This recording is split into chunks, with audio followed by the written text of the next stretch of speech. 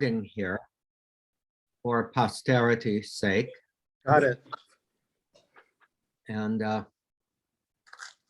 for anybody who happens to miss it too, of course. But Warm up my coffee. And so, Crook, how are you doing? I'm fine, thank you. Good. So how was Easter for you?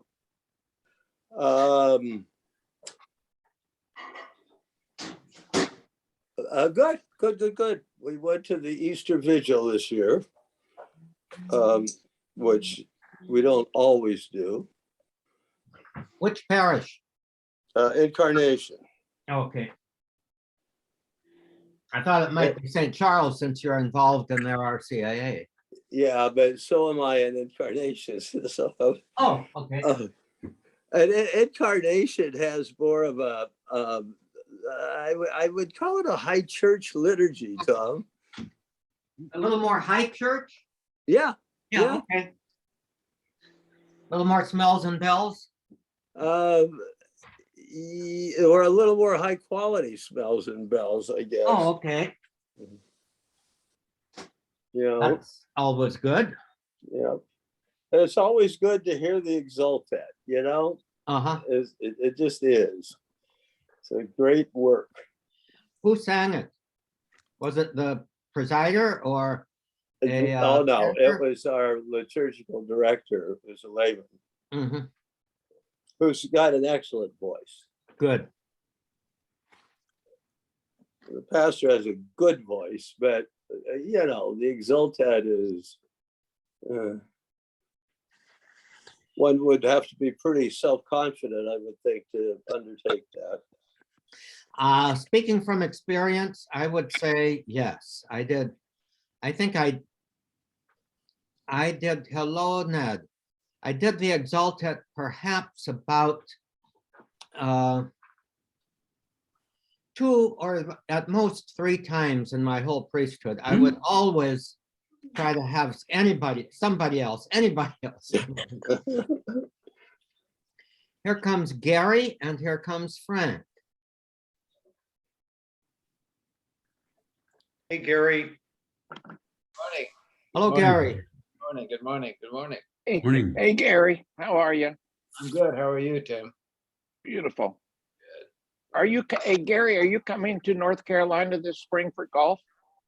No, not planning on it. If I Oh, can, okay. in the fall. Oh, okay. Yeah. Okay.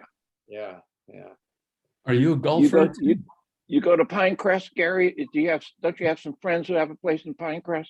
In Pinehurst, Pinehurst, yeah, right? And it's near about an hour from Raleigh, Durham. yeah. But he's Do you like the courses there? oh God, there's about 180 of them. It's Introducing famous. Stella Pinehurst Band. is famous in the golf world. It's the host, the second, the Pinehurst number 2. There's about 9 courses that make up the Pinehurst Golf Resort.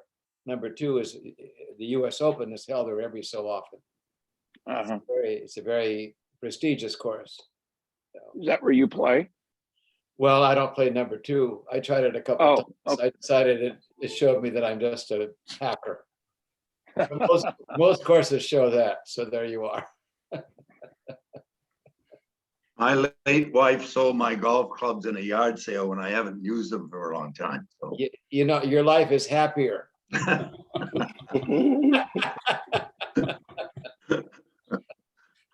It's an exercise in total frustration, but I don't know, I enjoy it. Someone said, loving golf is like being madly in love with a woman who hates you. What it's like. So Tom, did you say you had a special prayer? Well, if you wish, Music. it's a kind of a meditative thing. Here comes George Ferrick again. But I need to find the text of it. It's a prayer for Ukraine. by a Ukrainian composer, Konstantin Silvestrov. And it's a performance by the Kiev Choir from 2014. And it's basically, I can't find the text, but it's obviously in Ukrainian. And it's a prayer for our God's mercy. So would you like to go ahead with that? Yes. I Yes. think probably everyone's here who's coming, unless perhaps Fred can make it. Anybody heard from Fred? And why does Ferrick have two images? I see two images, one that's Yeah, I'm moving. bilocating. Oh, okay, all right, okay. Yeah, I'm moving down. I'm moving down to my computer. Okay. Now you're at your computer. You're on your side, George. So maybe turn off your phone now and unmute yourself on your computer. Okay. Life is so complicated.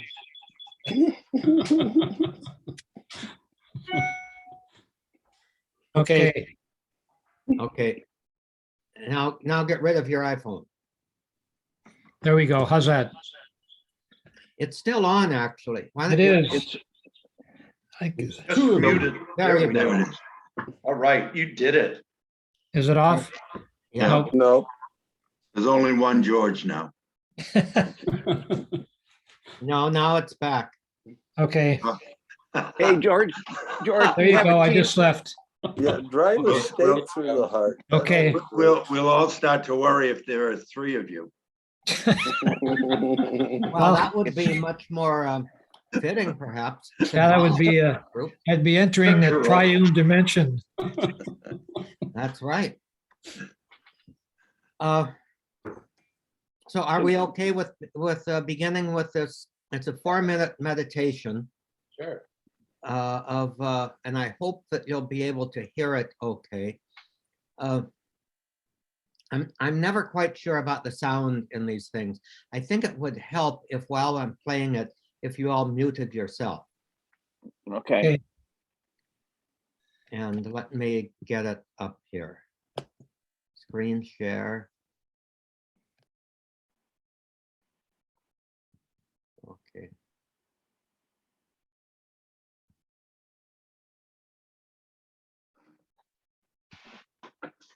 Here we go.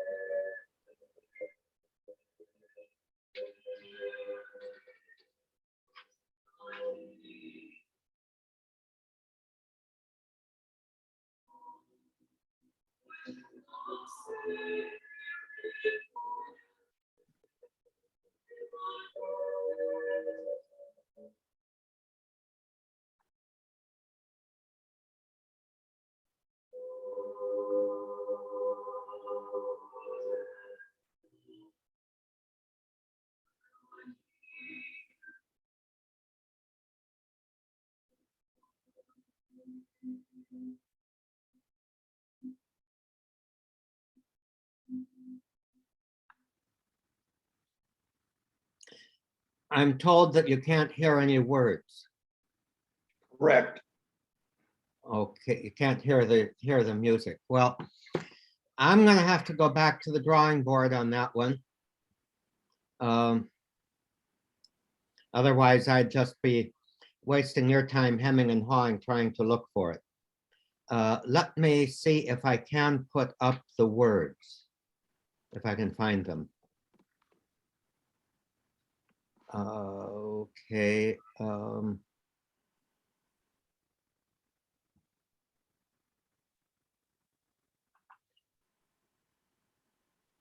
As this is recorded at St. Michael's Golden Domed Monastery in Kiev in 2016. And the comments, here it is. And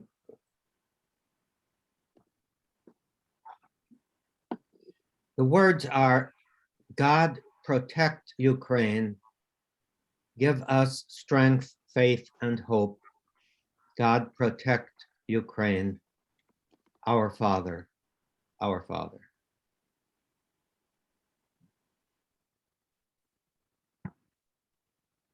Amen to that. Amen.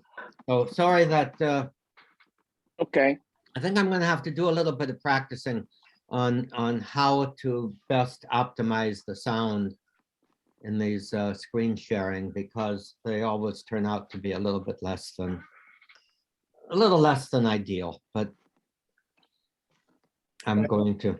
It's appropriate though. I just, George, Crook, you sent out that article on first. Yeah, it's just a few minutes ago. I just read that, and then Tom, I actually did my homework and I listened to the that interview I couldn't understand most of it because they're both British and they speak very fast.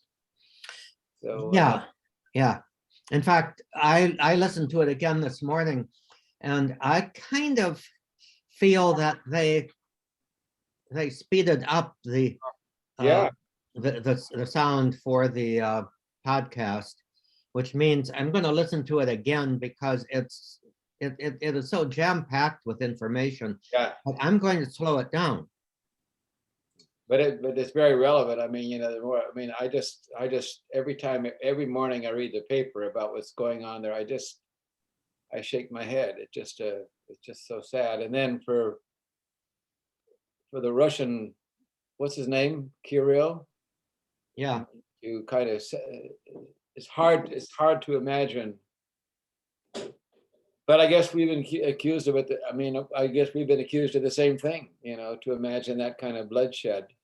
Well, In the name of yeah, God. for example, the Crusades and the infamous Fourth Crusade that went out to push the Turks out of the so-called Holy Land, ended up sacking Constantinople and earned basically the undying antagonism of the Greek Orthodox against the Roman Church that lives on until this day. If you've ever been a Roman Catholic priest going to Greece, I've had that experience twice where they knew that I was a Catholic priest, and there's a certain coldness there.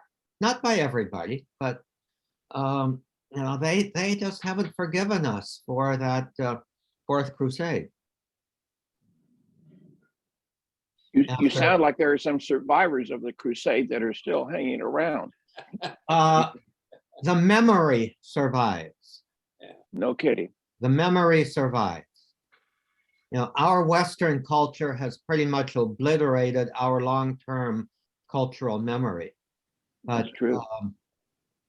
other cultures keep it, and when the memory takes the form of a grudge, it can be toxic, as I think is one of the elements. I'm not going to say by any means the only or most important, but one of the elements in this. I do believe it is something of a religious national war, and the Eastern Church, the Eastern Orthodoxy, has never managed some kind of a what's the word I'm looking for?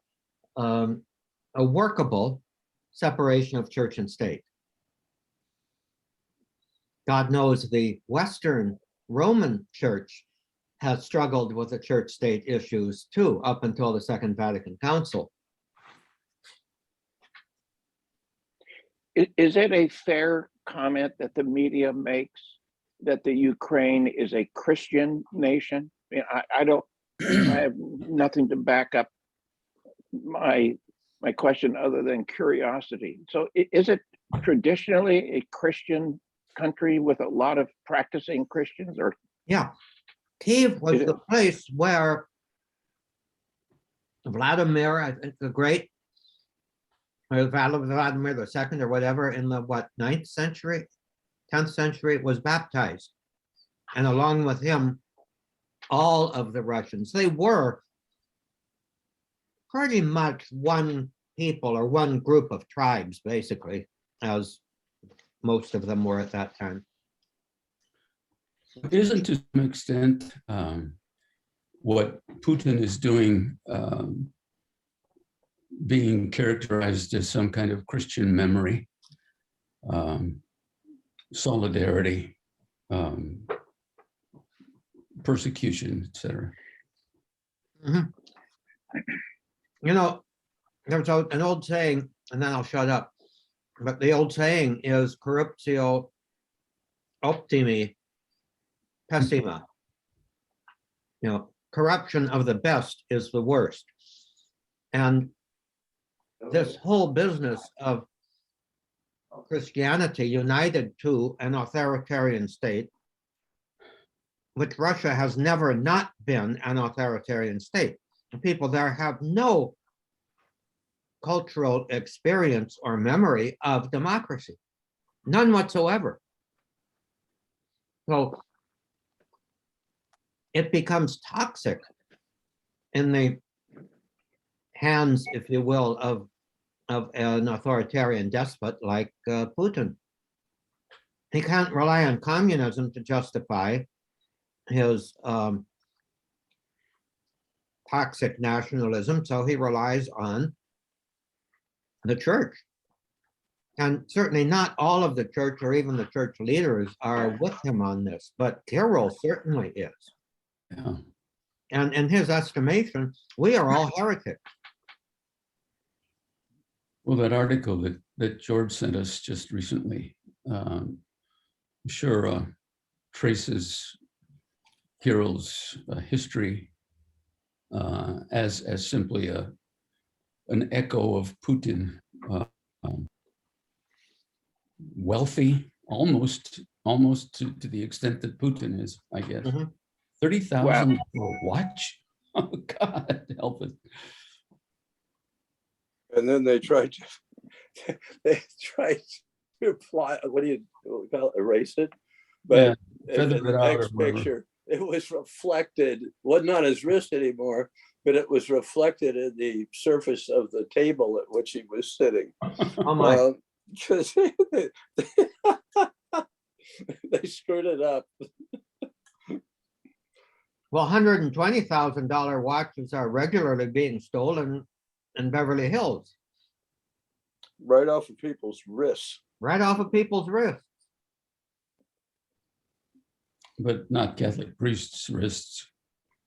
Or bishops. Oh, I don't know. I haven't talked with You that had one Bonnot over lately.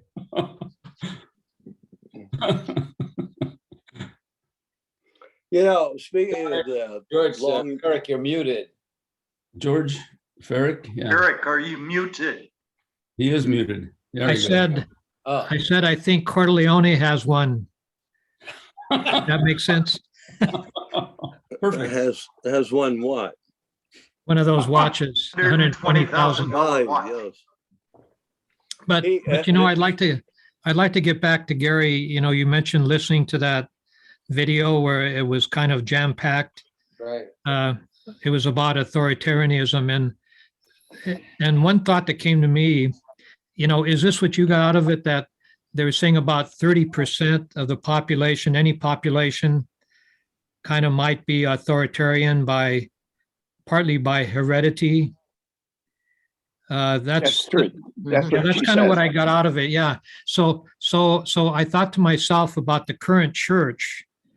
Say there are 30% of Catholics who go for the authoritarian thing, except there's a problem. So you think that they would go for everything the Pope says, but Yeah. the Pope is not an authoritarian. He's a liberal. So you got the authoritarians, 30%, that are stuck with the Pope that they should be following, but they're not because he's not authoritarian.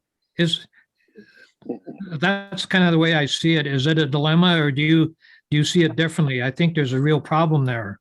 I'd suggest, George, that they may compare him with his predecessor badly.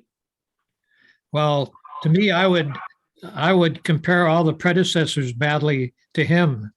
Well, I would too. He's But more you're the genuine describing that article.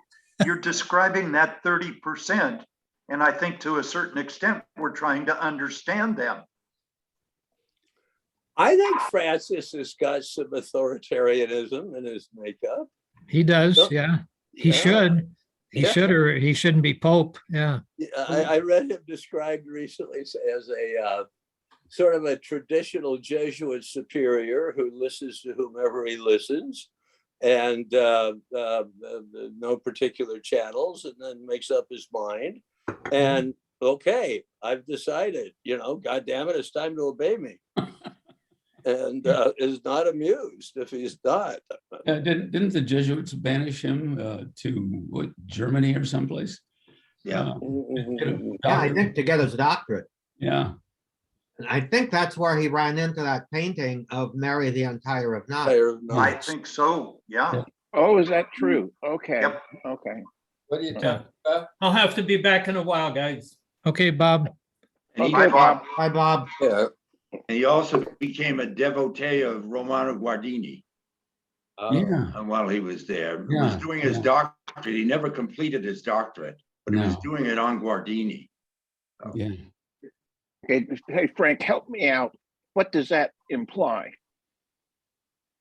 Well, Guardini was a very interesting biblical thinker, and not so well known for theologizing in narrow scholastic qualities, but more, writings like his great work is called The Lord, and it's a biblical meditation.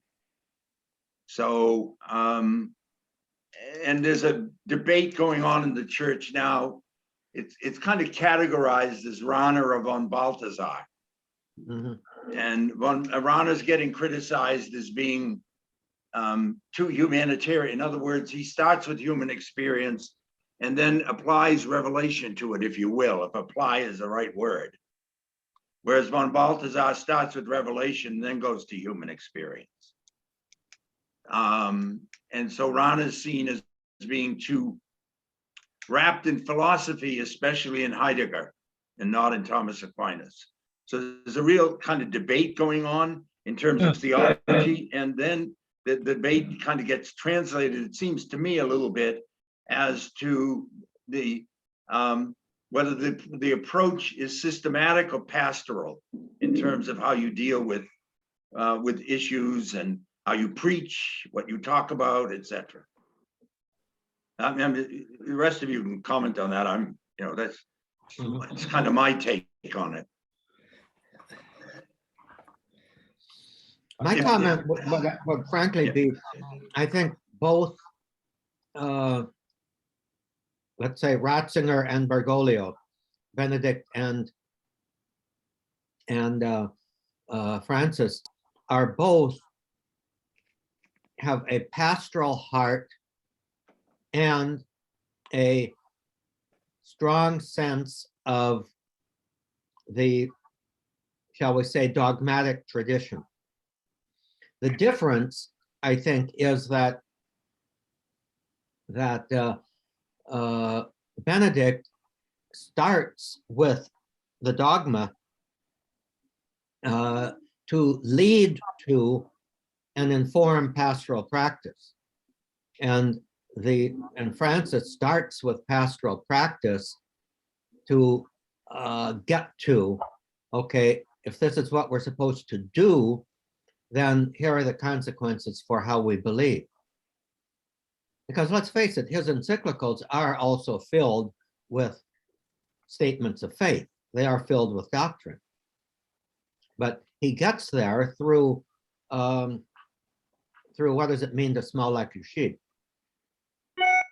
Yeah, I think that's kind of verified, because if you read his encyclicals, as compared to the documents of Benedict and Paul VI, John Paul II, and maybe Paul VI too, you'll find that in John Paul and Benedict, any citation that deals with the bishops' conference is a citation of their talk to the bishops. Whereas in Francis's case, if you read the footnotes, you will find that they're riddled with quotes of the bishops of Australia, the bishops of the United States, the bishops. He's quoting the bishops rather than quoting himself, what he said to the bishops. Yeah. So even he's finding statements of faith, as Tom said, outside the traditional line, and Right. bringing them in to the universal church, which is, of course, a development of the whole notion of collegiality. Yeah. And leads to synodality. Right. Well, that kind of echoes Vatican II, Von Colley, when he said, let's open the windows up. Isn't that, Frank, kind of what is happening again? Yes. Yeah, kind of, let's open get a broader. And breath of fresh air. Francis, I think, does have a little authoritarian streak in him. I think he fights against it. With the Jesuits, part of the problem he had the Jesuits in Buenos Aires is because of that. Because the Jesuit in Austin Ivory's first book, The Reformer, I think is the title of it. Oh, that was a great book. Yeah, he talks about how the Jesuits, their hermeneutic for liberation theology was Marxist theory. And where Francis said the hermeneutic for liberation theology is the practices, the worship, the beliefs, the day-to-day lives of the pueblo fiel. And that's where he got, that was part of the other part, the authoritarian piece, I think, was he was very young when he was made a superior. And even he's talked about that. Yeah. He wasn't up to, it was too young for him to be a superior. But there's also that later piece in terms of, the discussion we were having about the pastoral outreach, etc., that's reflected even then in that problem he had with the Jesuits in Buenos Aires. None of which Weigel appreciates. I have to do a bit of a disclaimer. The article I sent, which I guess everybody read in the 10 minutes I allowed, I didn't. is by Weigel. And I basically I've read several of his books, and I think he's very bright and all that, but he's also kind of a pompous name dropper. more a right-wing pompous name dropper more than anything else. And just let it be known that George Crook recognizes that, even though he says he's not one of my heroes, but he's somebody who gets my attention. Right. Well, you know, I read the article too, and it seems to me that there's all sorts of hidden agendas in the article. Yeah. You know, like for instance, you know, the ecumenical thing. Well, that's because it's with Kirill, but it, you know, he doesn't have a reset that he instigated with Richard John Newhouse and company with Chuck Colson to bring together the evangelicals and the Catholics solely on the basis of social issues, and contributed, you know, to the movement, I think, of serious numbers of Catholics into the same political camp that the 80% of the evangelicals are in. So I think, and then there's a new book out that's saying that he and Richard John and Novak, you know, misinterpreted Centesimus Annus rather, to make it sound like the John Paul II was a devotee of American capitalism. So, you know, I have no use for Weigel. I think he's, you know, I agree with exactly what you said about him, George, and I would add nasty to it. Who was, oh gosh, what's the guy's name, Ned? He's in your archdiocese, Frank. Bald, was it Harvin? Who? Is it Baldwin?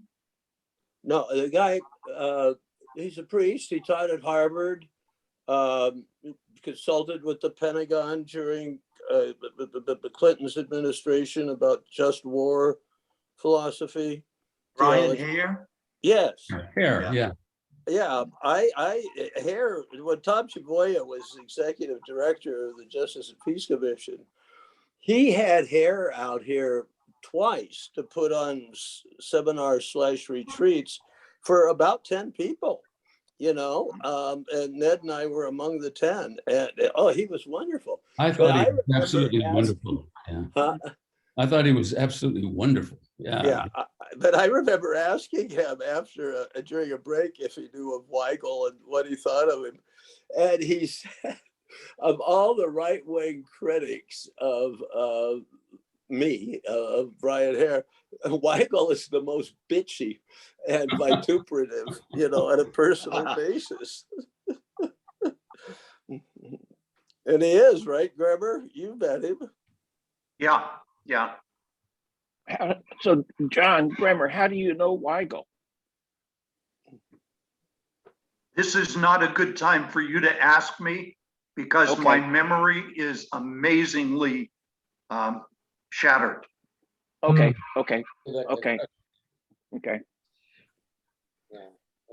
Frank, you mentioned Pueblo de Fiel.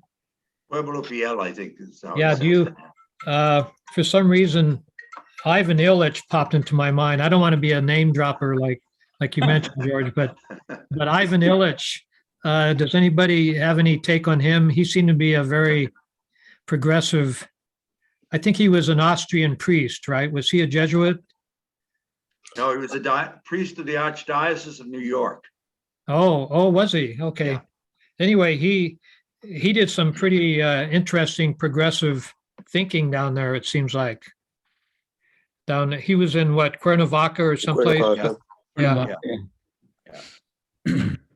Yeah. There is, I just happened to stumble across this on YouTube once.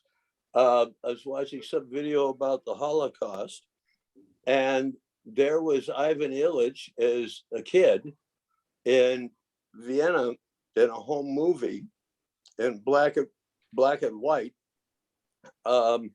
And his father was an affluent, assimilated Jewish guy. And I forget the thrust of the story, but it was that, just as, you know, here pre-Holocaust is an example of a happy, affluent Jewish family waving at the camera.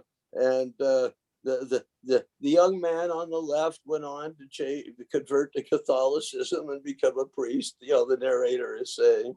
then it was, I'll try to find it. It's just, nothing substantive, but it's kind of interesting to see Ivan Illich, whom we met, Gremer and I met him in 1963 in our, famous safari to Mexico. And he was a character.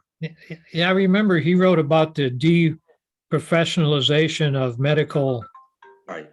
of doctors and so forth. And I wonder if did he Too apply much that schooling. to, huh? Yeah, Too much schooling. That was one of Yeah. his critiques of.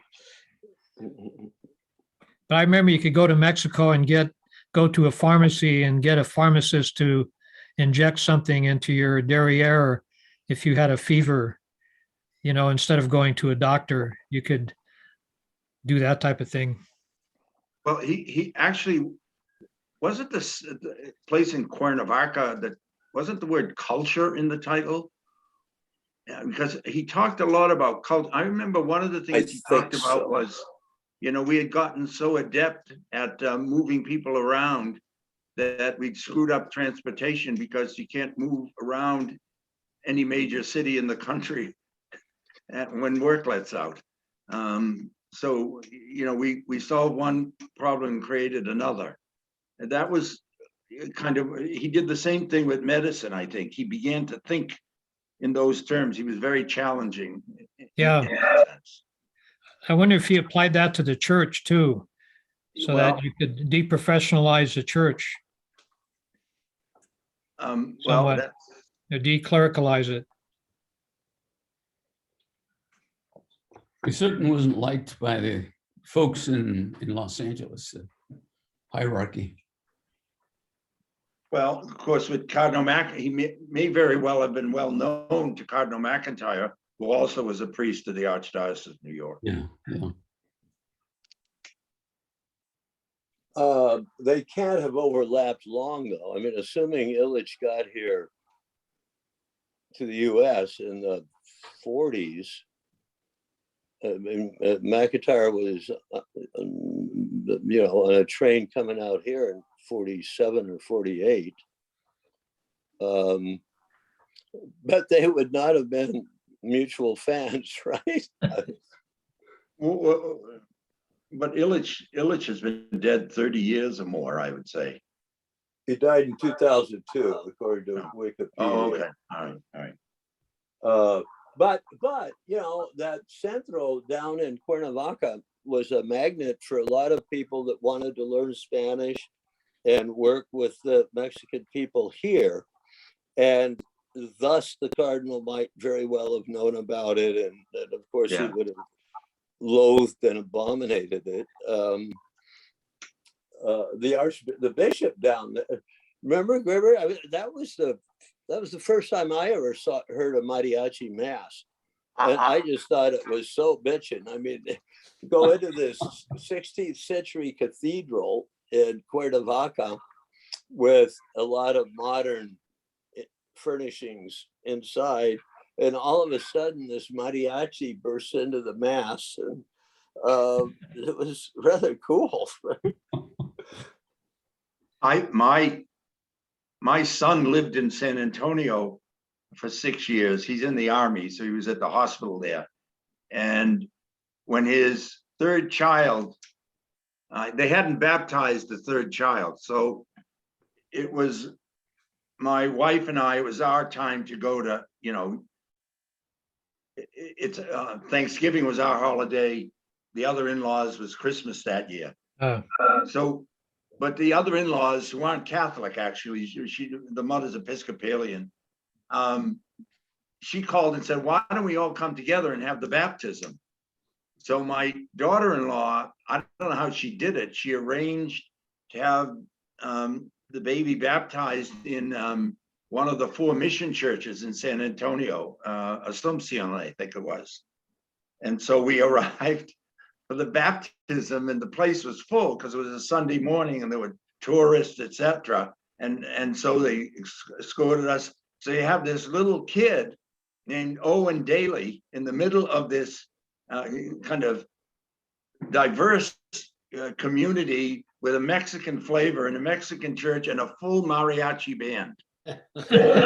best baptisms I've ever been. Yeah. A little Irish boy and with the mariachi band for his baptism. I think I remember when shortly after I was ordained in 1969, because my class, Tom, you guys were ordained in 1968, and then I took my journey to Santa Rosa, was in 69, and then shortly thereafter, there was a group of guys from Santa Rosa. We went fishing. We went to go. It was Easter week, and we left Easter Sunday night, went down to Baja California, but it ended up we fished a few days there. Then we went across over to Puerto Vallarta, then went to Mexico City and to Cuernavaca. And I remember going to mass at Cuernavaca because it was well known then, shortly after the Second Vatican Council, as one of the places where, you know, the kind of more, how would you call it, Vatican II liturgy was being done. And I was very impressed with the mass that I went to. And I think it was because of the mariachi. Since then, I've, you know, obviously had a lot of that, but I mean, that was then. I remember being at Mass at Cuernavaca also, and they held up this Bible, this very ornate Bible, way up in the air, and they had two acolytes with huge candles. So you really knew the liturgy of the word was serious. You know, they really kind of highlighted that. Was that your memory, Gary, too? Yeah, no, it was kind of one of those places where everything that you were reading about and thinking about was being done. Yeah. And very nicely. Yes. Yeah. Yeah. It would be the same, George, in those days, in those early years when I was there on the West Coast, the cathedral in Oakland, St. Francis de Sales Cathedral in Oakland was attended by all kinds of people because Don Osuna, who's still alive, by the way, was the kind of the liturgy director there. Yeah. And it incorporated, I mean, and they had professional musicians who would come, but incorporated Latin and English and symphonic, and it was a wonderful. Yeah. Oakland was a very thriving. It was a wonderful diocese at one point. I mean, to be part of, you know, but that was where you would read, you would see all the things that you read about. You know? Right. Cuernavaca was the same. Mm-hmm. I was studying summers at the University of San Francisco in the early 70s. And every Sunday morning we used to travel over to Oakland for the liturgy. It was. Yeah, now it's too bad that was the exception. Yeah. You know, instead of out of 100 parishes, that being one of them, it's too bad that there wouldn't be 99 doing something like that, you know. But I think that goes back to what Tom was saying, a couple of weeks ago, that they never, the Second Vatican Council, I mean, I'm just very grateful. I was talking to, I went to a funeral for a guy named Tom, Tom Madden, who was I got to know him. He's in San Francisco, got to know him in clergy education. We became good friends. And he died about a month ago, and there was a funeral at Ballon Rosa Retreat House. And I was telling one of my priest friends, it was so nice to be among my own kind again. You know, Vatican II priests, you know, guys who lived their lives during the second, you know, the years of the Second Vatican Council. And I thought to myself, I am so glad that I spent my ministry in these years. There was to me, there were a lot of disruption, but there was a lot of there's a lot of ferment. It was a lot of well, in that place too. I'm sorry. You said you were glad you spent your ministry, you know, in those years. Yeah. But I'm just adding for you, and in that place. Yeah. You could have been down here, because Gary, that place was very different from down here in Los Angeles. Yeah. Well, I don't know. I mean, I'm sure LA,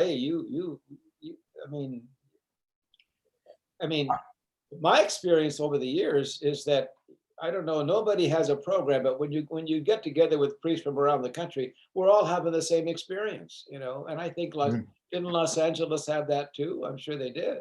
We did, but I think not in the, how would I say? the only word that comes to me is not in the intimate way that you guys did, because you are such a small community of priests, Yeah. and you could really reinforce each other in a way that it was always very top-down hierarchical here. Even, I think there were elements of priestly fraternity, but they tended to be either small group on the golf course, usually complaining about their pastors, or small groups in Jesus Caritas or things like that. Yeah. Let me ask a question. If you were a young priest today, trying to struggle through all of the radical traditional versus the progressive or whatever label, where do you go to find good mentors?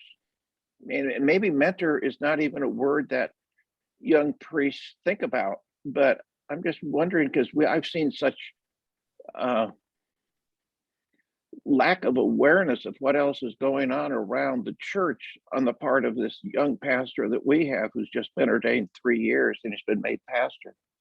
And because Tom, I think you told me, Tom, that you had a wonderful spiritual advisor that helped you through.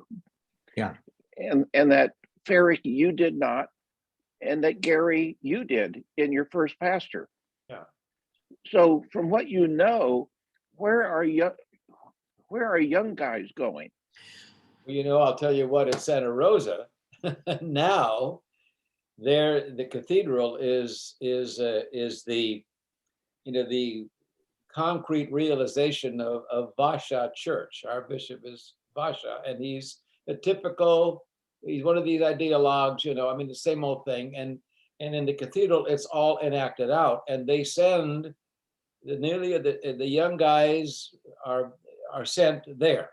That's their first assignment, and as so that they can kind of complete the formation of them. But there's a seminarian from our parish. In fact, he was just here to dinner Wednesday night, Chris Girolo, who graduate of our high school and then went into the seminary, and Basha sends him to Lincoln, Nebraska, where he's from.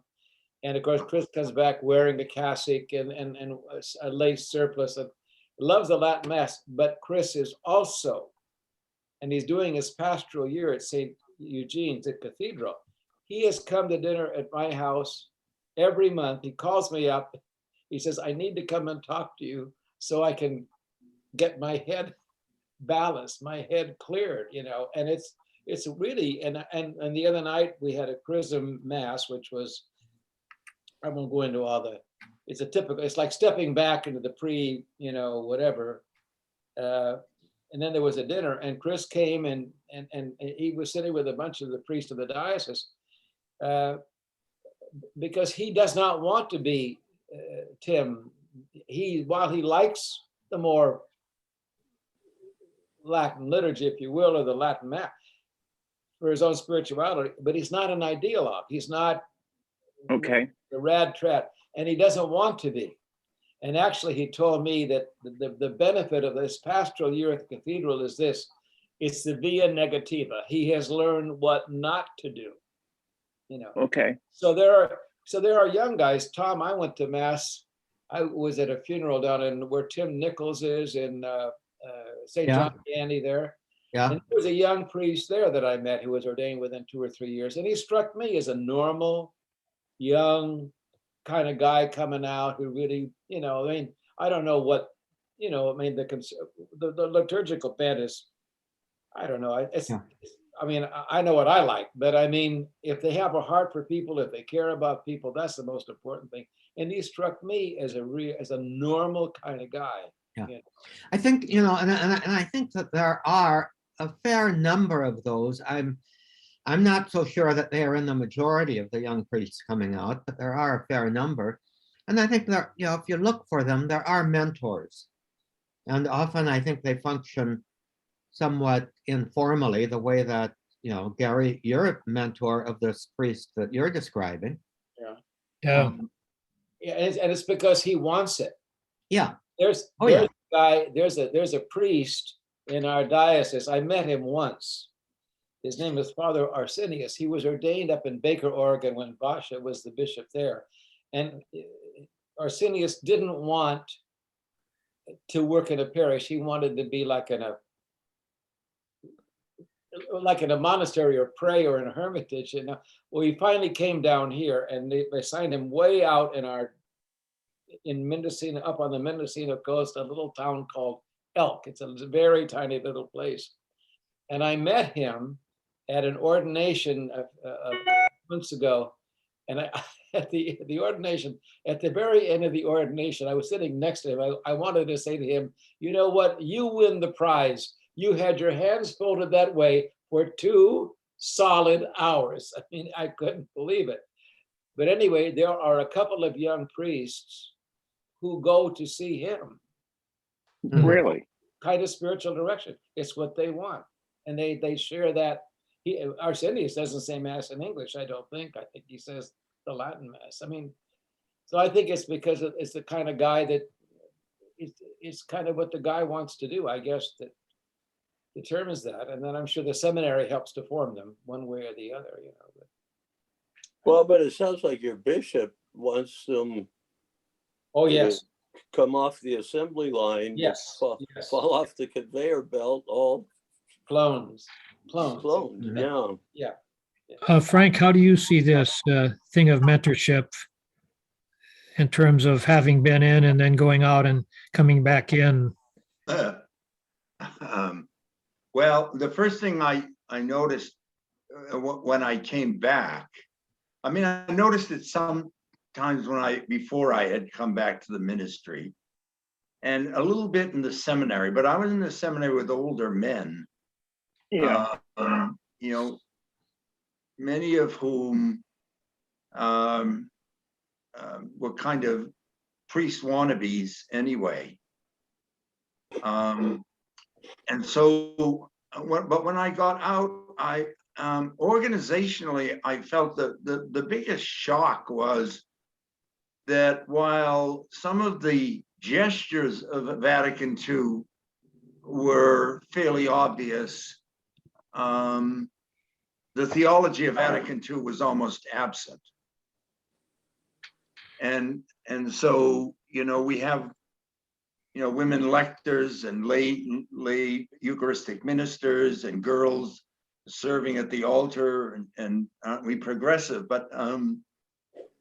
But you know, like in this diocese, we have a Eucharistic year that's now been going on for 2 years, and there's absolutely no evidence whatsoever that a contemporary liturgical or sacramental theologian was involved in its planning. That you're involved. Yeah. And so I met a number of the younger seminarians, and I, you know, like there's a young man next door in the next parish. He's really nice. He's a nice guy. I've been out socially and had dinner with him in a group. And you know, when we were all kind of like this, he's going to be bound, you know, all collared up. And you know, that's just a symbol of how he thinks, etc. So but then on the other hand, I was at our diocesan pastoral center last week to pick up my oils because I didn't get to the mass, and I met a young Brazilian priest who I found out was a professor of theology at the seminary. And he did his doctorate at the Boston College School of Theology, which is ironic in as much as, you know, the seminary is it's within walking distance from Boston. In fact, Boston College owns some of the seminary land. And the seminarians don't go over there. And so I got involved with him. He teaches Christology, and I asked him, you know, what was he, was there anything good going on well, I didn't say good. What's going on in Christology today? And so then he recommended that I read Gerardo Collins's book on Christology, which is a contemporary view of Christology, you know, my expectation is I would have gotten something by Aiden Nichols or somebody like that. So there are signs here. In far as mentors, because I have a couple of young friends who were they're half my age, they're in the seminary with me, and I keep up with them. One of them's from the Congo, he's an African, he's somewhat conservative. He has a doctorate in both philosophy and theology from Louvain. And we have some very interesting discussions. And then another one was an ex-Anglican who is kind of liturgically conservative and that, but is open in terms of a discussion. So at least in my own particular thing, but I think what's happening is the seminary sends students out for mentoring. So sometimes they live in a rectory for a year. Well, the first thing that teaches them is how to live in a rectory. Right. And it seems to me Well, that's that practical. you need to structure something. Like, for instance, if I had one living here with me, I think I'd choose kind of a random group of parishioners and require that the student have dinner with them at least 4 times a year, and then ask them to write an evaluation. That's super. So the structures, I don't think there's any thinking going on about what are John Paul II talks about the role of the laity in the formation of priests in Pastoris Davo Vobis, 1992. But I don't see any of that involved other than, they're on the board of directors, or there's new ways of raising money for the lay, from the lay to the seminary, but none of the rest of it. So I think there's all sorts of potential, but sometimes when I can't sleep at night, I think about that. What's going to happen to the church? And there's a certain arrogance in that, I suppose. What's going to happen to the church after someone like me away for 40 years and then comes back for 5 years and says, "Oh, what's going to happen to the church?" So I'm vulnerable on that account. Well, it seems like you're a good model. I don't know, Bob Bonnot's not here, but couldn't there be a concept of somebody would want to be a priest for a while and then decide not to, and it would be okay? You wouldn't have to go through all kinds of hoops, or somebody like you, Frank, that was married and then want to be a priest. Why not have that type of thing? Why does it have to be a all or none thing at the very beginning of your life? Bob Bonnot has definitely written about that in his book on the priesthood according to Melchizedek. Yeah. As one of the solutions. Too bad he's not. Well, hopefully we'll have to entice him to listen to the rest of this, and maybe grill him on it next week, because he also is in a position of leadership with the Association of U.S. Catholic Priests, which tends to be a senior citizens outfit, which I don't think there's many of the young priests we're talking about in it. But how can they reach out to them and possibly be part of the dialogue that they might pay attention to? I think that's a bit of a challenge. I'm going to have to attend to some family business, so I'm going to have to bow out here. So I'll put myself on mute. How's that? And I'll put myself as absent. Okay. Okay. Well, but it's an excused absence. Hey, George, George, are you still going to be listening? Yeah, I'll listen as much as I can. Oh, okay. How's that? Okay. Okay. Bye, George. Hi, George. Every corporation who has a concept about transferring on to new people kind of the culture of the corporation spends a lot of time on mentoring. It spends a lot of energy, money, resources on, here is our culture, here are our ethics, here are our standards. And I remember when I was in 2 or 3 different senior positions, here are some new people. mentioned, and I just shocks me that an institution as old as the church doesn't make that be a central focus of priestly formation. It's just like, okay, I mean, and I had a conversation with my new pastor a year ago, and the story is he was late to go to seminary. He didn't go to seminary until he was 51 years old. He was an attorney,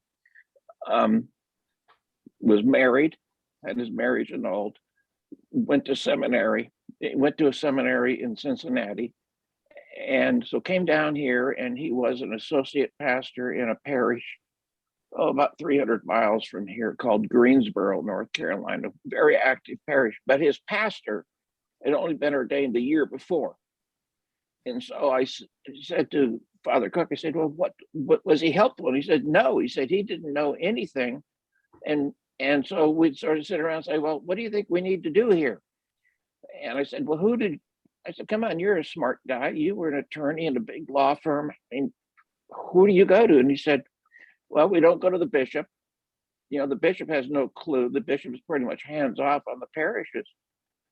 I said, so how do you know you're not just really screwing things up? And he said, well, you don't really know. You don't know.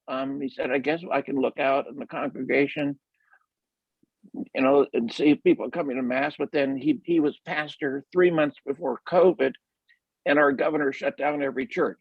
So, you know, talk about bad timing. But it just kind of intrigues me why smart men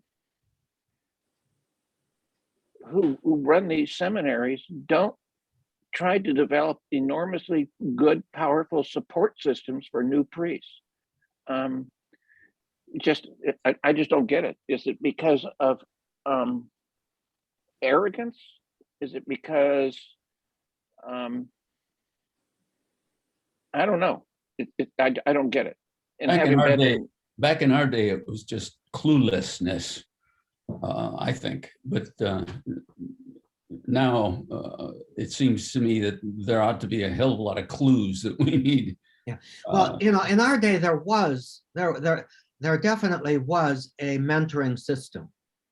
In our day? When you were ordained, you could look forward to being assigned to at least 2 or 3 parishes as an associate pastor before you became a pastor. Okay. So I think the understanding was that the pastor you were assigned to would be your mentor and would teach you the, quote, the ropes. Now that would depend, there was nothing more systematic than that. And I think you probably all remember the old saying that we always had, that an assistant pastor was a mouse in training to become a rat. You know, I have said this. I said this. We have a young priest in our parish now, who's a nice guy. He's a, you know, I think he's one of the newly ordained guys. I think I'm sure he's very conservative in his own mind. But he's very open, I think. And I told the pastor, Bill Dunio, I had him in for dinner the other night, and I said, Bill, on the parish staff, everybody has their job description, you know, the Eucharistic, the DRE, the youth minister, the pastor, whoever. But the only person who does not have a job description is the associate pastor, and his job description is to learn to become a pastor. You know, that's the role, at least it seems to me. That's what you're saying, Tom. But you know, in our day, we grew up in a Catholic culture. I mean, it's a Catholic culture. Here comes Bob again. What was it? Charles Morris wrote this book, American Catholic. Yeah. Hi, Bob. I read that. Yeah, and remember his thesis, George, was that, and he starts with the building of St. Patrick's Cathedral in New York. It kind of ends up in San Francisco, and his thesis was basically that Catholicism was a culture, just be like Jews, you know, growing up in a ghetto in New York or wherever else. It's the same thing. A person in San Francisco who went to a Catholic school could talk to a person who went to a Catholic school in New York, and they had the same nun, you know, and the same. There's all this. I encouraging education. One night, we had we used to have our NOCERC meetings, the board of directors of NOCERC on Easter week in Chicago. And one of the guys, Jerry Thompson, had a little parish in Pell Lake, Wisconsin, which is not too far from Chicago. We all went up there one night for dinner. We all bought stuff from our different places. But we started sharing seminary stories. Now we're from all over the country. We had the same experience in so lots of ways. So Tim, there was kind of a mentoring thing. It was the culture. And then when the Second Vatican Council came along, some bishops did exactly what you said. They would actually program, meetings of young clergy, newly ordained clergy that they could meet with. You said they could share their experiences and what their learnings were in that. So I think that just sort of depended on, because now that things are a lot different. I don't know. I think Morris's point was that Catholicism ceased being a culture when it went mainstream with the election of John F. Kennedy. The Catholics then became part of, they were not that culture ended, and now, and we see that with young people today. They don't have the same, cultural identity as Catholics that we did, But I'm thinking back what you're saying. I'm thinking back to when I was in grade school. The Catholic cultural identity was something that was highly treasured. And my best friend who lived next door to me in Long Beach belonged to the Y. And he said, "Hey, Timmy, come on, let's go swimming." And so I found out that no Catholic kids could not go to the Y because it was a Protestant organ, or I don't know if it was Protestant. And so I grew up in Long Beach with a sense of real uniqueness, but also I felt like a stranger to most of my friends in the neighborhood. I did feel like a stranger because I could not invite them to come to church with me. And they invited us to come to church all the time. They were Brethren or Church of God, and they would say, hey, why don't you come to our church this weekend? Well, hell, I knew better than that. Do they want to come and listen to the priest mumbling in Latin? And so, Gary, your comment about the Catholic culture it resonates with me because that's my experience. And then going with you guys to high school, I remember coming home on weekends, although I really did enjoy staying there on weekends because there was not very many of us freshmen and sophomores who enjoyed staying. Crook stayed sometimes. Mm-hmm. It was very difficult going back home and seeing kids I've been in grade school with because they just absolutely did not understand. So, you're going to be a priest. You're going to be like Father Fanon or Father Fian. It was, and so I began to feel isolated from my childhood friends, and I don't know that everyone had that experience, but it was awkward. It was awkward, and then to show you how sick of a person I was, when I left the seminary, I had a hard time for years owning up to where I went to high school. Really? I did. Yeah. Sadly, it just shows you what a sick person I was, because I don't think anyone that I knew, either in sports in college or whatever, or girls that I was trying to date, I don't think any of them would have understood. What do you mean? You were thinking about being a priest? Because no one I knew or associated with were Catholic. That was the problem. And so there was a Catholic culture, but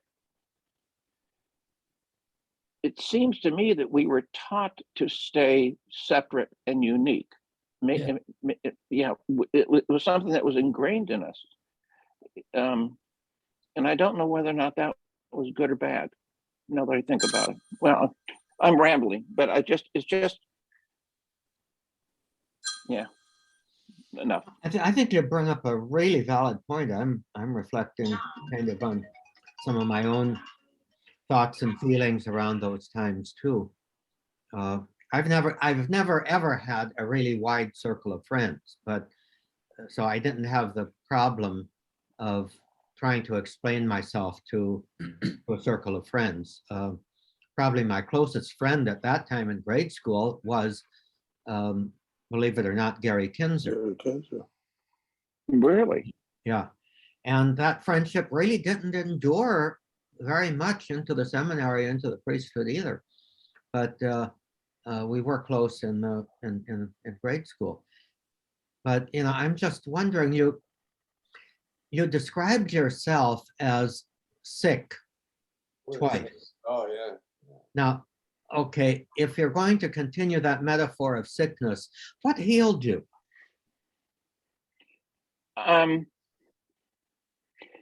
To be honest, it took until about 10 years ago till I became member of a Cursil group.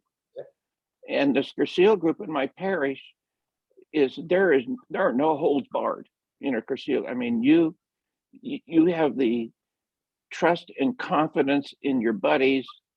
And I explained this to them, and they said, well, and so now I am free. I feel, I don't know, it's taken a long time. It's taken 60 years, 50 years to finally be willing to openly admit to people that I was thinking about being a priest and was in seminary for 4.5 years. And so the thing that I've enjoyed about this group, you guys, is Johnny and George and Ned, you went so much further than I did. And I'm wondering how you kind of integrated yourself into a non-seminary life. I mean, was it something that you were upfront about with everybody? Was it something that, and I guess the reason I'm asking this is looking back and I'm thinking to myself, all of the fuck ups that I've done in my life, all of the insecurities and, everything like that. And I'm thinking, why was I not more convinced that it was for me a wonderful thing to do to go to high school seminary? And so maybe I don't know, you hear in my voice a lot of confusion. So I'm just curious if it's something any of you guys want to talk about, how you integrate it. George, you got your hand up. Oh, I do? Okay. Yeah. I didn't mean to have it up, but I went from second philosophy or fourth year college right to a job teaching in a Catholic school, which I then did for 7 years. So I'm sure it would have been a lot easier for me to, acknowledge where I'd been, I would think. And I don't, I think I had some of those feelings, Tim, but not nearly as strongly as you're describing. Mm-hmm. But it wouldn't have come up till after I quit teaching and gone to law school. And by then I was 28 or something. Did everyone at Salesian know you had been to the seminary? Yeah, the faculty and so forth. Yeah. Yeah. That must have helped. That must have eased it for you then. Yeah. Mine was a very similar experience at St. Bernard High School, Tim. And Roland Zimmerman was my principal. And, I had 5 years of coaching, teaching, and everybody knew about my background same way. And totally accepted, I think, because of Zimmerman's welcoming. Mm-hmm. You guys were lucky. I was. Yeah. When I was in high school at the seminary, I would just treasure the time that when the weekends came along, because there were guys that I'd been in grammar school with one was not a Catholic, one was a Catholic, but he had an Asian background, and there was this sort of a mix going on with him. But they knew I was in the seminary, and they knew that I was very happy to be with them, and they were athletes. One was became the captain of the football team, and the other one of the basketball team. And when I'd get home, I'd get a call, or I'd call, and we'd be up at Garfield High School throwing the ball around, and you know, they knew I was in the seminary. I knew they were at Cantwell High School, which is a Catholic high school, but it didn't feel like we were in some bubble. You know, I felt very free back then. There was no worries. In fact, I wanted to be with them. Okay. So I envy you that. I really do. I envy you that. Go ahead. We were in also, I think it's worth mentioning, we were in the dying days of that monolithic Catholic culture. Yes. Yeah. I remember when I got to Salesian High School in September of '64, I noticed there were, you know, crucifixes in each classroom, and they had no meaning at all to the students, and culturally, operationally, you know,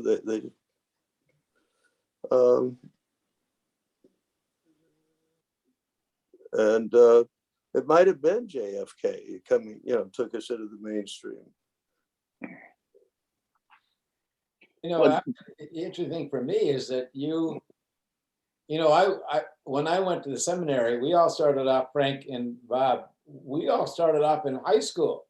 In Ninth grade, yeah. Ninth grade. There were 96 of us. And I think I was the only one, or one of the very few, who had never gone to Catholic school. In our little I town, didn't know that. Did not know Yeah, that. I didn't our either. little town, we had, you know, we didn't have a Catholic school. Kept it hidden.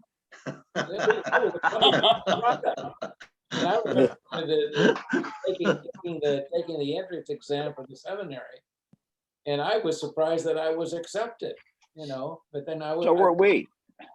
Yeah, there you are. I always thought the reason that I went in was my dad wanted me to learn how to play the accordion, and I hated it. I mean, I hated the thing. Then I had to practice the accordion all the time, and then we got some teacher who So you were going to be the little Italian boy with he the wanted monkey. me to be in some contest, some accordion contest in Los Angeles, and Lawrence Welk. no, I know it, but I was practicing for it and resenting it. And my mother said, you know, there are these entrance exams for the seminary being held at wherever it was on such and such a day, and it was the same day as the contest. I said, I'll take the entrance exam. Hey, Great story. Oh. So all of my friends were, I had friends from the parish, but I also had a lot of friends who were not Catholic. It was just normal for me to be with non-Catholic kids and Catholic kids. And you know, we could talk about our differences. I don't think we had any deep discussion. We were kids. But then when I came to the seminary, I felt, because you would all know how to diagram sentences, and you all went to Catholic school and everything else.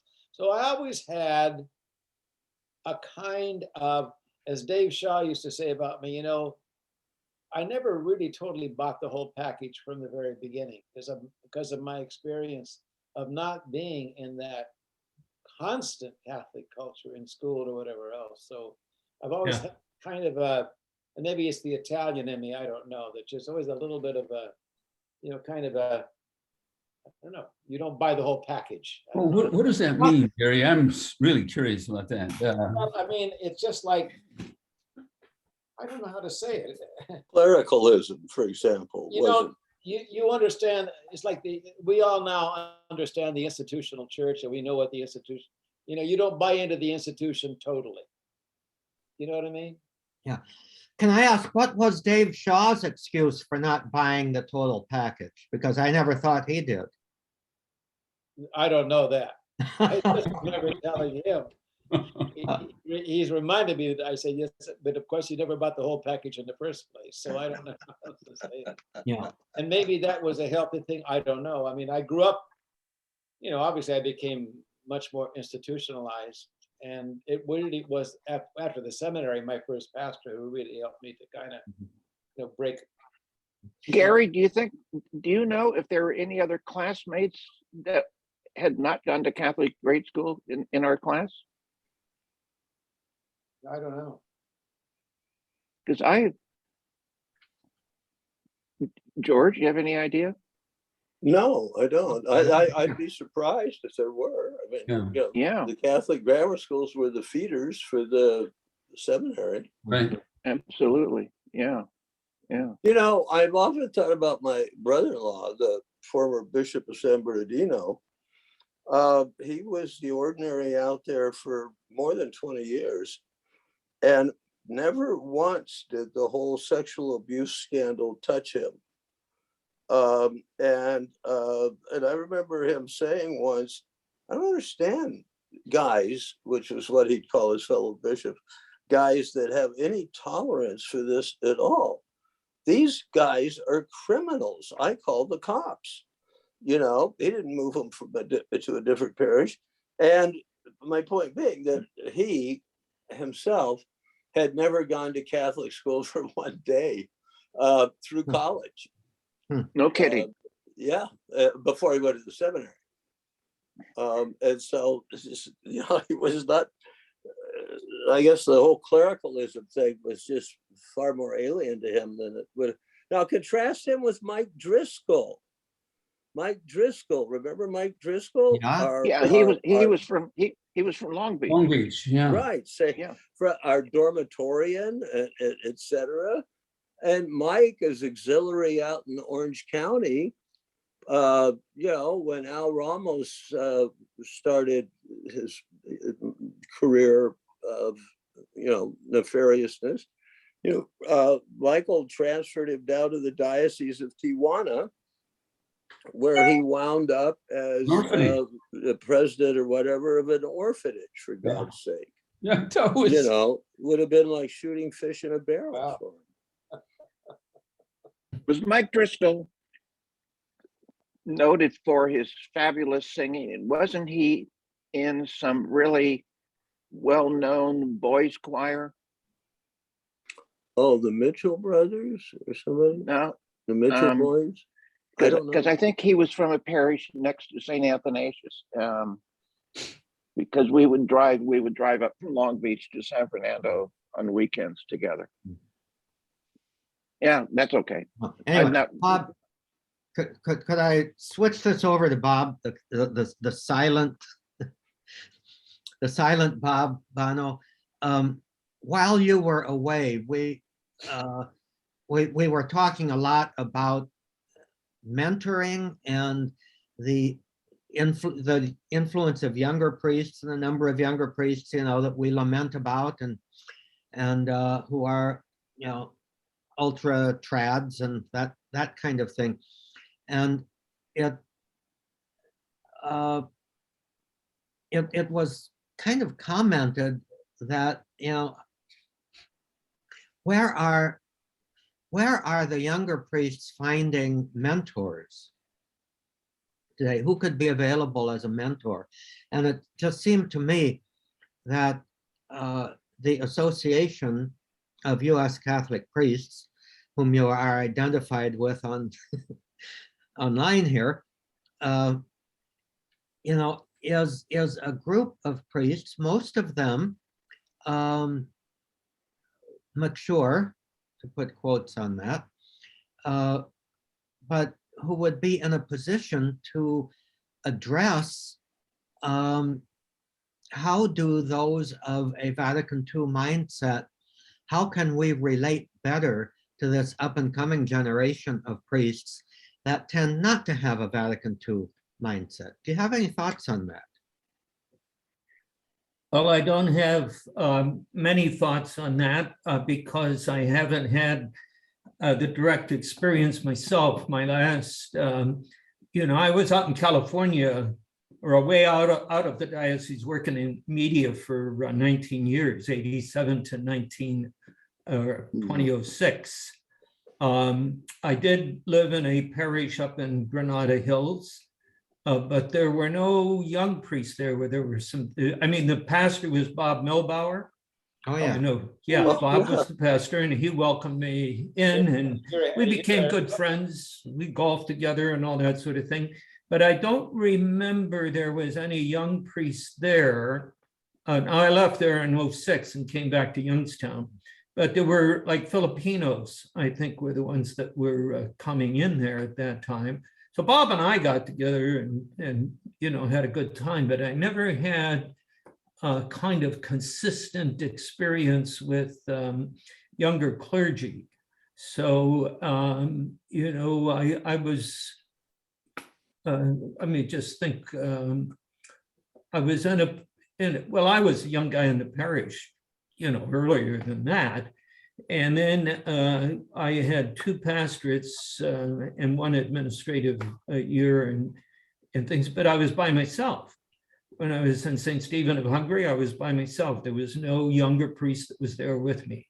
And then, I was out with Bob Milbauer. And when I came back, I spent a year up in Ashtabula, where there were 4 churches actually. But there was 1 priest in the parish that I was in.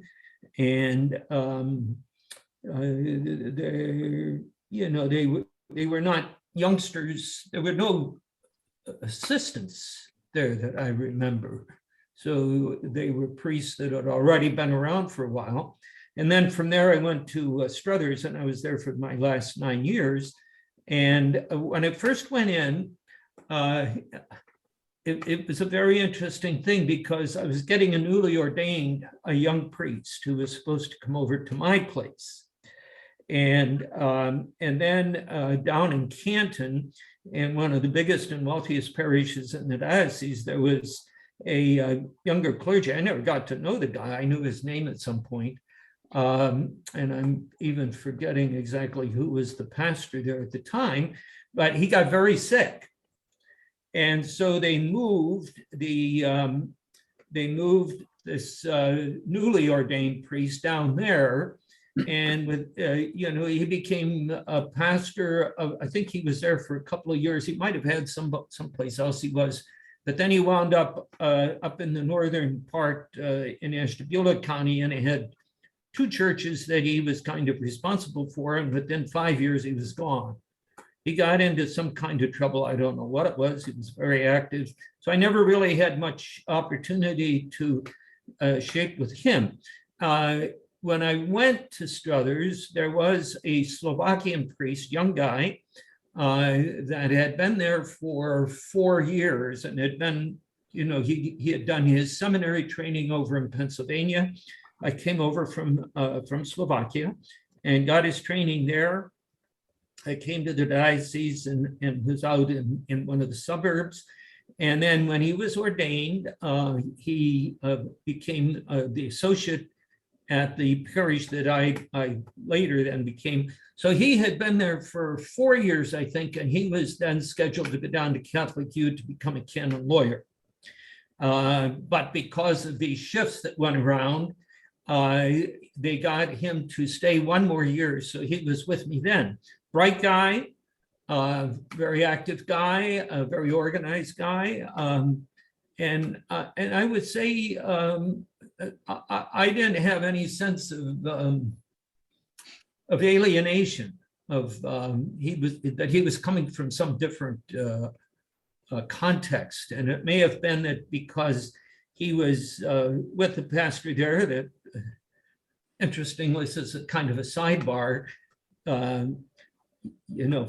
Phil's sister is married to the governor of Florida. Oh. And he can't figure it out. But so he has no room for the governor of Florida. But I think he and the young man that was with me for just that 1 year, he seemed to be well balanced. We got along well. And I think the vicar for clergy already at that time and the vicar general of the diocese, he learned Slovak from him, so they became good friends. And I think Bob Sifrin, who is still our vicar general, I think he influenced him a lot. So I never had a sense that he was, in this resistant kind of situation. And I wouldn't say he was very terribly clerical.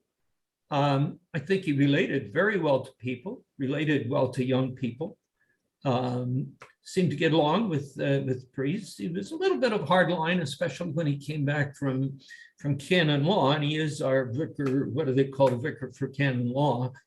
He's got that, plus a parish that's in the neighborhood, that's a big parish with a big school, and he's also administering the parish where I retired from, because the priest there was some kind of an event that happened that he was yanked out. So, he has all of that going for him.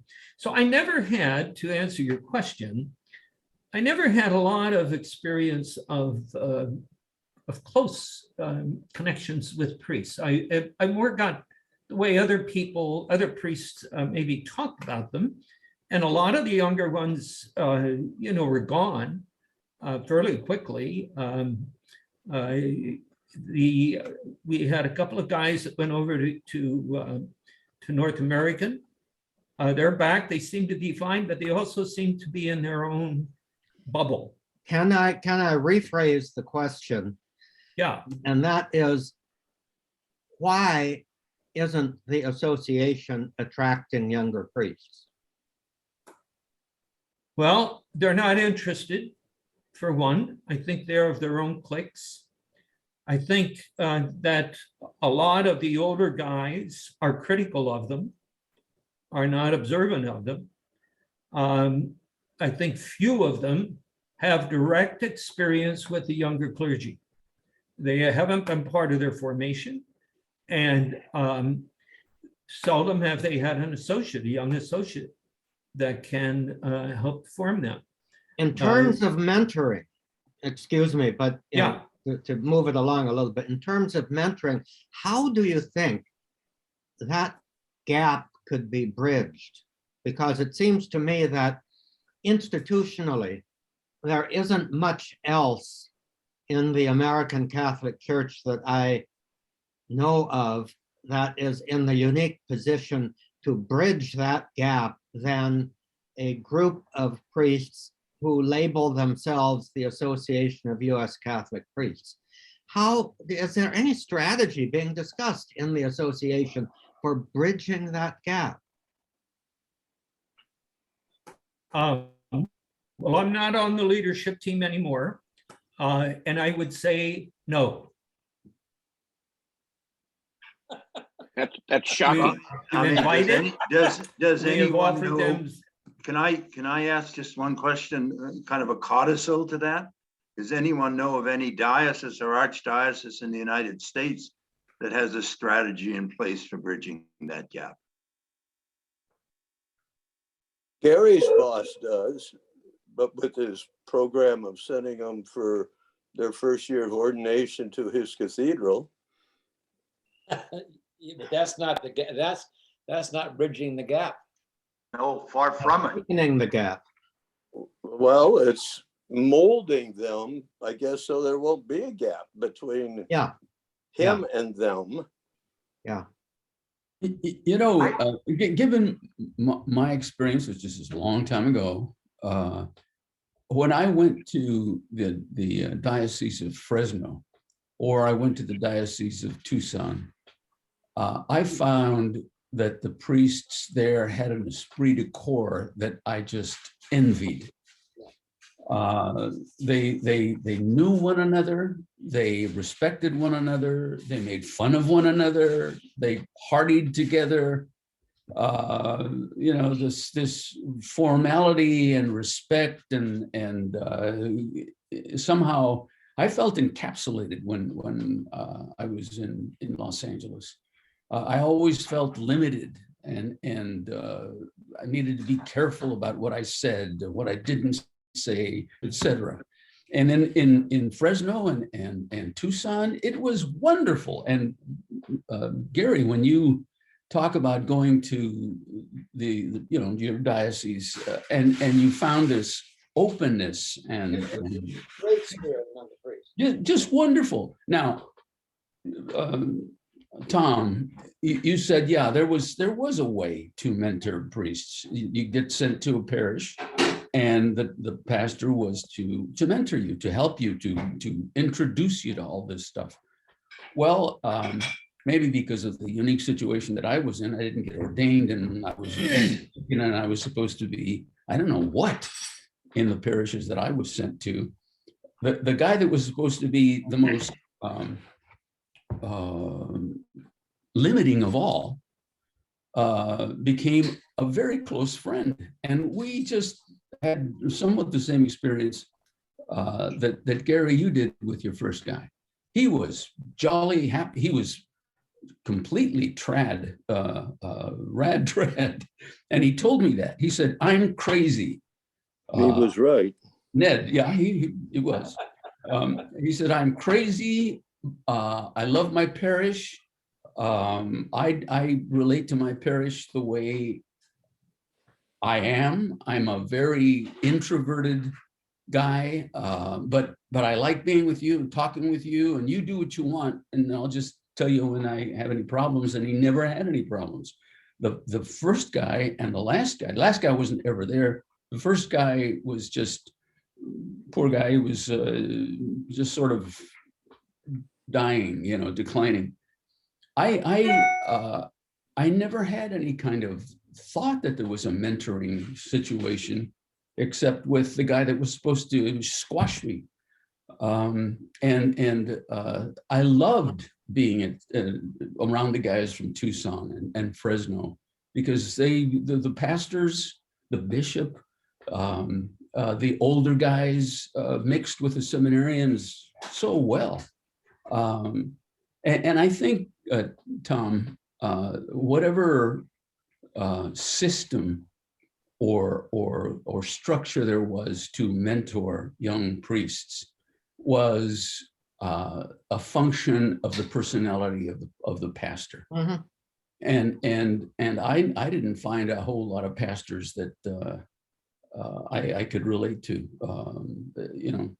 There was no sense of freedom or sense of openness to teach or to guide or to, except with the guy, who was supposed to be limiting and squashing. Anyway. Yeah. Well, but Ned, you hit 1 out of 3. Well, yeah, but that was a personality issue. As crazy as Trower was, he liked you and he worked with you. I mean, yeah. I mean, you guys had a great what do you call it? Relationship. That's what you call it. And then you've also talked in the same generation, talked about Frank Rowan and John Cofield and oh yeah, but those guys others that you all have mentioned. Those were exceptions who Yeah. I don't know how they got away with it with the cardinal. Well, they didn't. At least Yeah, they didn't really. Cofield didn't. And so it seems to me, just putting corporate management hat on, it seems to me that the core issue is the bishop. If the bishop, that if a bishop, so you're talking about Fresno, Tucson, your brother-in-law, Crook, it seems that if the bishop has that as an important aspect of priestly formation, it would happen. And so why wouldn't that be a question that whoever decides who's going to be a bishop would say, okay, Frank, or Gary, if I'm going to appoint you bishop, what is your idea about priestly formation? Or is it? But Tim, that's the whole deal. I mean, the Second Vatican Council unleashed a whole different approach, the collegiality, and I experienced that. I don't know how it was, Frank, in Boston. You of course were a very conservative diocese, I'm sure, very traditional, and about Youngstown, but And when I went to Santa Rosa, and then, later on, I got into clergy education and I helped give a trade. I would go to different dioceses and you'd meet these, and they all had a great, like you said, it was a much more collegial approach. And then John Paul II came along and he started appointing bishops, not for their pastoral abilities, but for their doctrinal orthodoxy. Am I being, Frank, were you around then, Frank, at that point? I mean, Yeah, you see how John Paul was appointing bishops who were more. Dick McBride said that Pius XII appointed more interesting bishops than John Paul II did. Is that kind of like a backhanded compliment? Yeah. Yeah. Bias the toy, yeah. Well, Pius Yeah. XII was far more progressive in a lot of ways than he's Right. ever given credit Well, for. he was a very thoughtful guy. He was very, Yeah. history will treat him pretty well, but anyway. So who are Boston has a very, a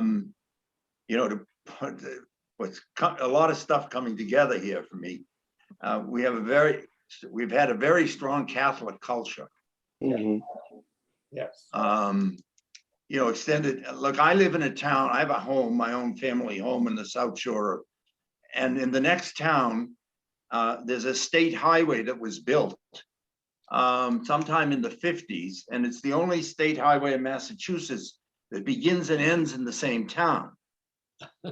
And that is because Cardinal Cushing convinced the legislature to build it for access to a new Sacred Heart School that was being built in that town, the complex. And not only did they build the highway, they named it Route 80. And 80 is the number on the Cardinal's license plate. So that will give you some idea as to how tight the Catholic culture was around here when I was growing up. I went to a Catholic grammar school, but I went to a public high school. But still in all, it's the public high school that has given the most Catholic priests to the diocese, the graduates of that school. Oh, Wow. And then when I also had a certain sense of not buying the whole package or whatever the phrase was. My very first, when I went to the minor seminary, that was the first 2 years of college seminary. The rector there was kind of a terror and everyone was afraid of him. And so I happened to get into a conversation with him one day about Ireland, and he loved Ireland. So he used to invite me to come to his room to talk about Ireland. Nothing improper or anything like that. I think he was lonely, actually. And all the other students would say to me, Daly, what the hell are you doing? You're going to, we don't even come within 10 feet of him, and you're down schmoozing with him. So it came time for my first, I'm getting to the not buying the whole package thing, my first evaluation. And I had it with him, and he sits there, in his black casket with the red cassock with the red piping, and his half glass is sitting down over his nose. And he said to me, one of the faculty members said of you, seeds of intractability. Seeds. Do you know what that means? And I said, well, I think so. And he said, well, I don't believe it's true. And quite frankly, after 50 years later, he was dead wrong. And so it was a sign even then that you kind of don't buy the whole package type of thing. So then, the whole question of adjusting to the world that talks about you going in a seminary or any of that kind of thing. I had that on steroids when I took a leave from the priesthood. Did you really? Yeah, well, people not knowing how to respond to you. Former parishioners not knowing whether they should speak to you on the street. No kidding. A longtime friend of my mother who visited with her and talked to her on the phone all the time and never spoke to her again in her life when she learned what was, that hurt me more because it hurt my mother. I mean, I could take whatever they want to throw at me. But so there was this kind of stuff that went on that was, and then actually people who weren't Catholic were kind of more interested in you. They found you interesting. Yeah. Oddity.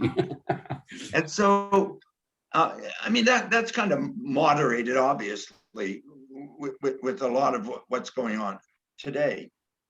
But the Catholic culture, the other piece of the Catholic culture, Tim, you would know this in your corporate background, was the succession plan. And the succession plan was mainly through canon law, and whether or not a priest had a mentor, a sponsor, actually, not just a mentor. So, for instance, Don Worrell was in seminary with us, and Don Worrell was bound to be a bishop from the day he went to the seminary because he was tight with John Wright. When John Wright was in Rome for the council, you didn't see Worrell in the seminary. He was gone. And so, and I think Worrell, in some ways, is one of the better bishops in our experience of the ones who became bishops. So there was this kind of, the Mexican government, when the PRI was in power, have this thing called the dedazo, which because the Mexican president's elected for 6 years, and in the 5th year he would give the dedazo, the tap on the shoulder to someone, and that was the new Mexican president. Right. That's how the succession plan works in the church. And so opening that up and trying to get from there to a place where someone talked about how bishops are chosen, or whoever chooses bishops, is a centuries-long project, it seems to me. So some of it, I think, is opening up in terms of Catholic culture. But on the other hand, some of the positive things of Catholic culture they don't learn them. I spent my little homily this morning was on the ichthus, and what ichthus means: Jesus Christ, Son of God, Savior. It's a Greek anagram for that. Or, for example, lex orandi, lex credendi. People don't know what you're talking about. So there are elements of the Catholic culture, I think, that we've lost, and that we don't even teach in seminaries, that were very positive. And then there were other elements that, we were better off losing. So Boston is culturally, but it's a lot less so now, a very strong Catholic community, especially when I was growing up here. If I may.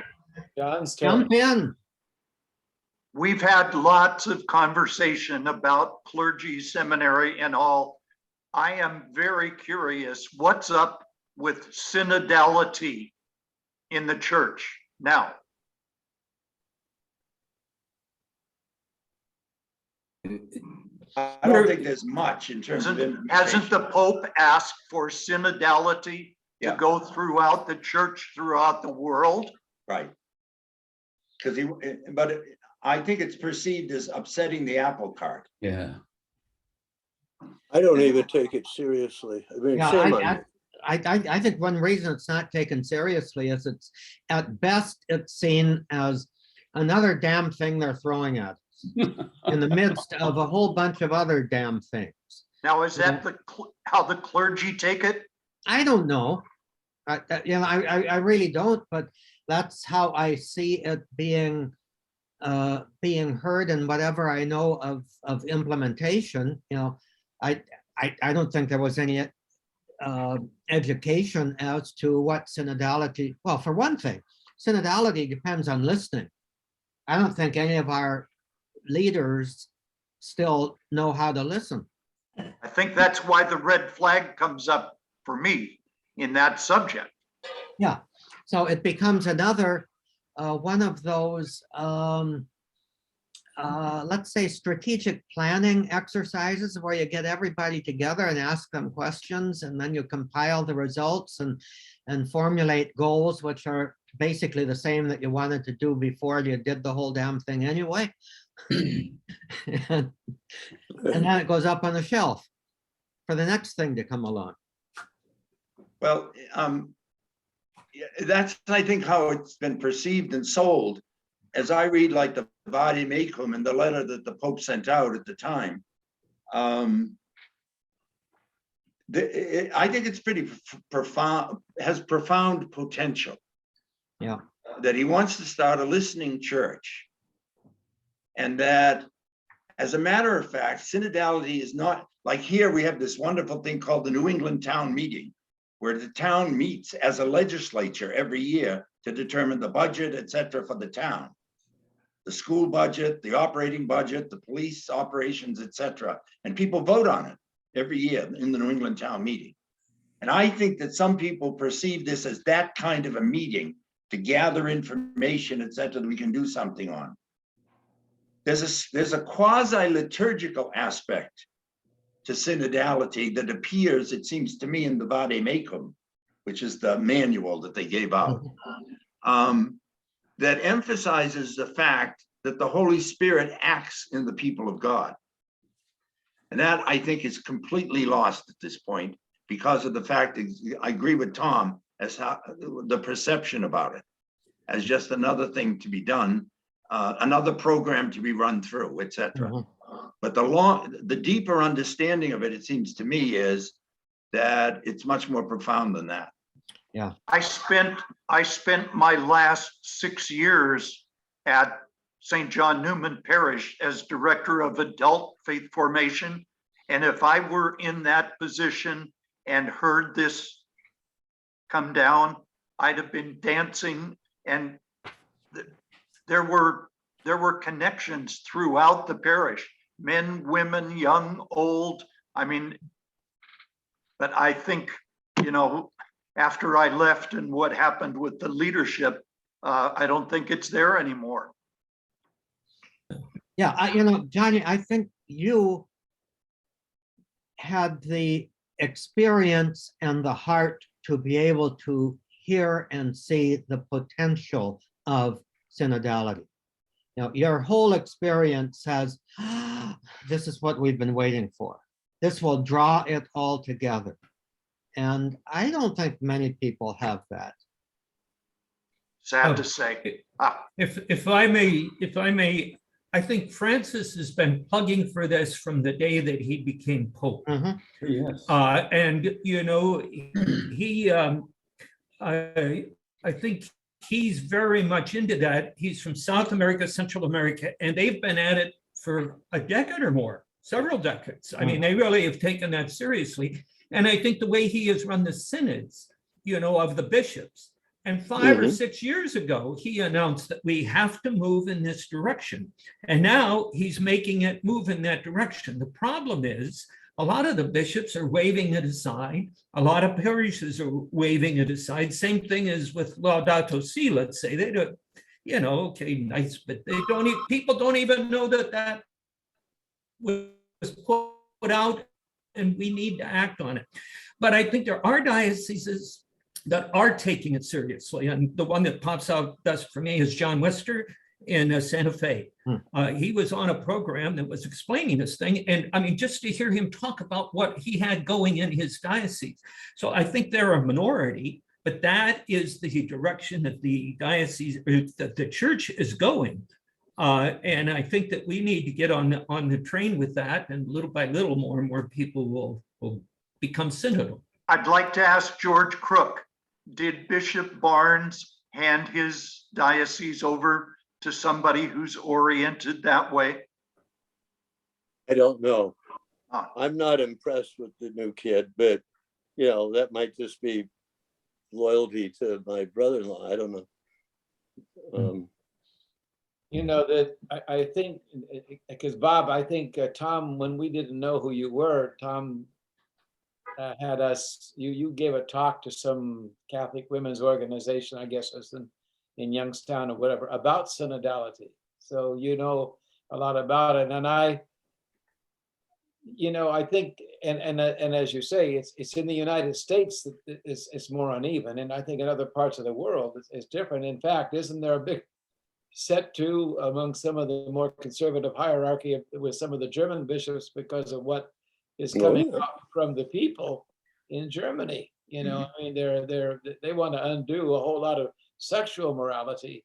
Wouldn't that? It's too late for us, but it would be, get on board with where people really are in their own, their own, and their own understanding of sexuality. But in the RCIA, when I was on these teams going around the country giving workshops to people on the catechumenate, they would say it's a process, not a program. It's a process, not a program. And in a way, I think, like what you said, Frank, I think Francis is saying this is how the church is meant to be. There's a programmatic aspect to it because he's got a timeline and he wants to end up with some directions that are coming from. But I think he's more interested in the actual process of people listening to each other and sharing with each other. It's just a way of being church, That's what it strikes me as anyway. But it is uneven because a lot of guys just don't have that, at least in this country. They're, especially the ones that don't like Francis anyway, they don't, then they're not gonna. Our bishop, it came and went. It came and went. Done, finished, boom, boom, boom.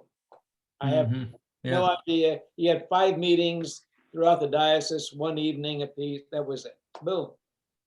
That's ours too. That was ours. Yeah. Boom, boom, done. Okay, guys, I've got to go. It's 3:00. Okay, I've got to go plant some flowers. all righty. Final prayer, As long Tom. as long as your relationship with the flowers is from above rather than below. That's a good thing. Thank you, Tom. Thank you. Hi, Tim. Yeah. Always got to have a top-down relation with flowers. Yeah. Yes, yeah. So shall we all call it a day and Yeah, ask, thank you. ask the next week? Yeah. Sounds good. See you next. Yeah. Great. God bless you guys. Okay. God bless all. Thank you, God everybody. bless you all. Take Thank you, care. Tom. Bye-bye. Bye. I know.